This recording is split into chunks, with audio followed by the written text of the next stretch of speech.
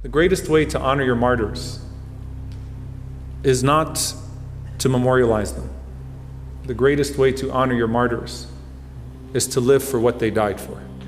In July 1995, Srebrenica declared the United Nations safe zone was overrun. More than 8,000 Muslim men and boys were executed in just days. It was the worst atrocity in Europe since the Holocaust. It gives a whole new meaning to the idea of until you've walked a mile in his shoes. You look down at your own shoes and you stand next to them. And you realize there's absolutely nothing that distinguishes you from them. And these people were slaughtered in cold blood because they were Muslims, nothing else. A child that was killed has no idea why she would be killed. You can hear the shouts in the background. One of the most painful videos that I remembered from the genocide, and subhanAllah, they have his voice playing in the background, was the father that was forced at gunpoint to call his son down from the woods to be killed and told that he would be safe.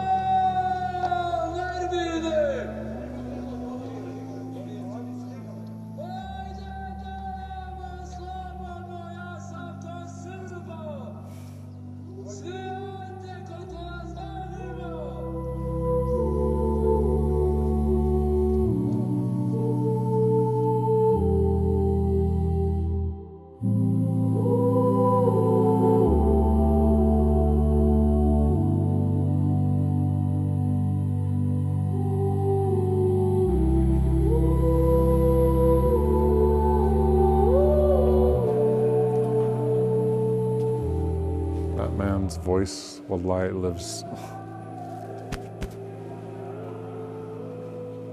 So these are the shuhada from the Imams. May Allah have mercy on them.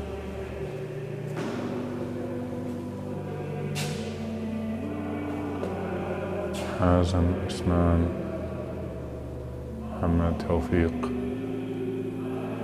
Hafiz, Asad, Sadiq, Suleiman, Ayub, rahmatullahi alayhim jami'an.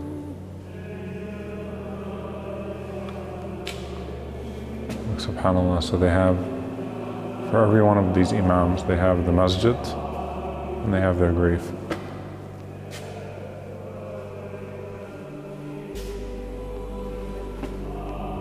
The Serbs destroyed, I think, over 1,300 masjids.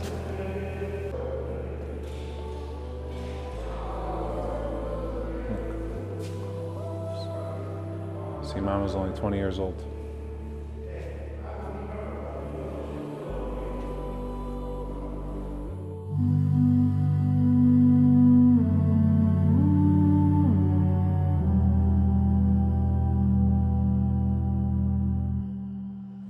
Mus'haf.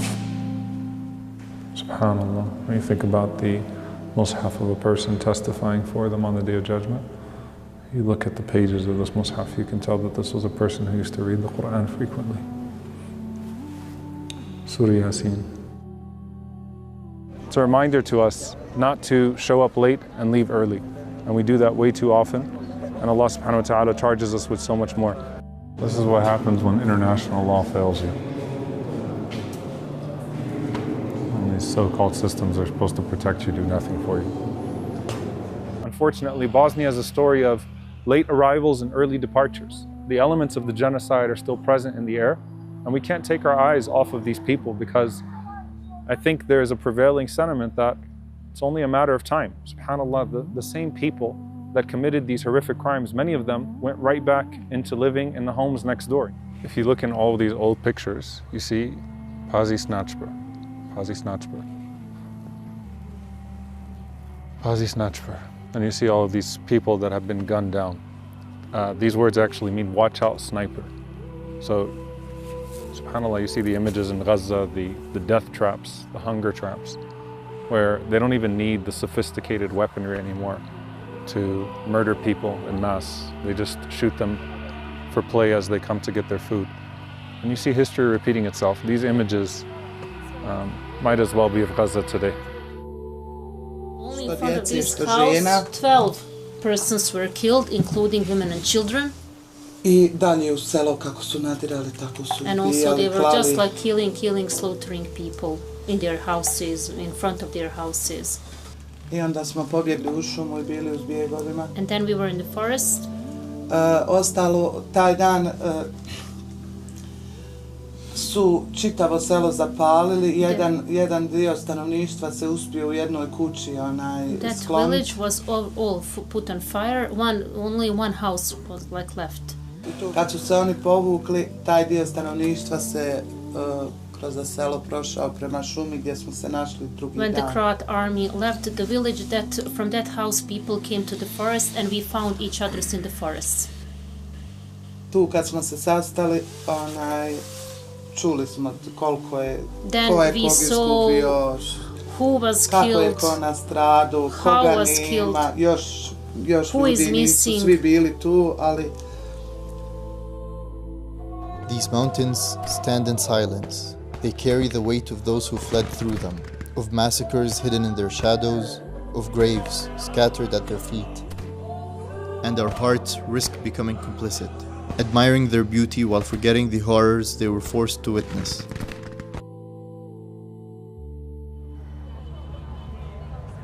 People also tend to ask how we get over this. You never get over this. It's the pain you carry for the rest of your life. I always say it, it's a purse full of emotions.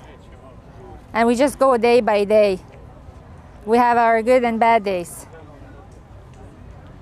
When those come, they're very painful. But life has to move on. We have to live and raise our kids and preserve the memory of my father and many other family members and our Srebrenica shaheeds. And I always want to give a last message. Never forget Srebrenica.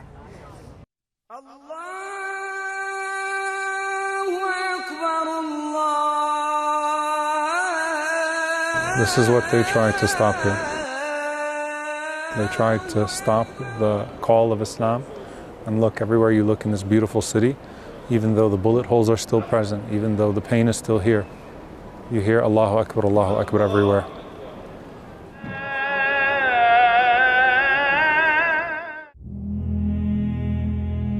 Sometimes it's really better not to say anything.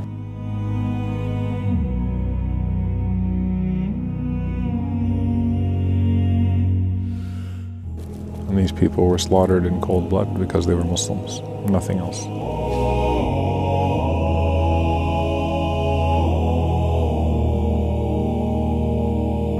I wish that we had more time. I wish he had a chance to see his grandkids.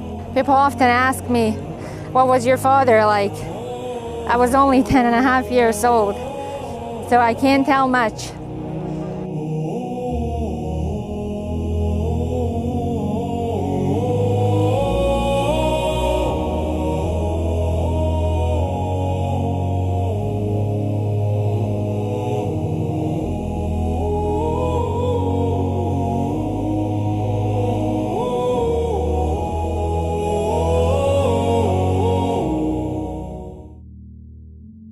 We just completed the jana'as of the fresh graves here in Srebrenica. SubhanAllah, the most powerful line that will stick with me today is, not all of us are able to find bones. And it was from a mother. Not all of us are able to find bones. You think about the fact that you have a 20-year-old, a 19-year-old. They were 19 and 20 when they were martyred, and they're being buried 30 years later, and they're not whole bodies. And you think about Gaza right now, and people trying to find their loved ones through a tooth or through a finger or whatever it is, and putting them in paper bags and saying, Adamallah ajrakum, here's your deceased one, here's your loved one. You know, subhanAllah, this is very, very fresh. We grew up with this scene right here. This used to be on our TVs. Like, I remember this growing up always. This was the scene of Srebrenica. families grieving over their loved ones, look, they're still grieving, but new graves still being opened. It's a reminder to us not to show up late and leave early. And we do that way too often. And Allah subhanahu wa ta'ala charges us with so much more. If the only thing you get out of having witnessed this from afar is to remember your brothers and sisters in Bosnia, to make dua for them, and to think about the long-term effects of genocide, just as we've been talking about what precedes genocide, let's talk about post-genocide as well, and the trauma and the scars, and how we need to be there for people. So may Allah have mercy on these victims, and may Allah Azza wa Jal have mercy on all of the victims around them. May Allah subhanahu wa ta'ala accept the shuhada everywhere. May Allah subhanahu wa ta'ala join these families together, the ones that are grieving over their loved ones, subhanAllah, sitting next to the graves. You can imagine they come here frequently. May Allah unite them all fil firdaus al-a'la. Allahumma ameen. Jazakumullahu khairan wa assalamu alaikum wa rahmatullahi wa barakatuh.